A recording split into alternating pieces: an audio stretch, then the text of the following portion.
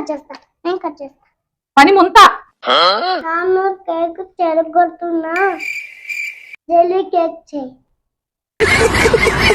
చూసుకుందాం.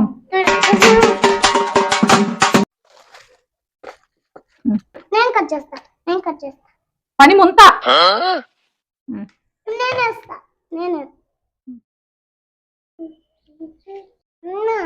నాకు తింటే బాగుంది నాకు తింటే బాగుంది.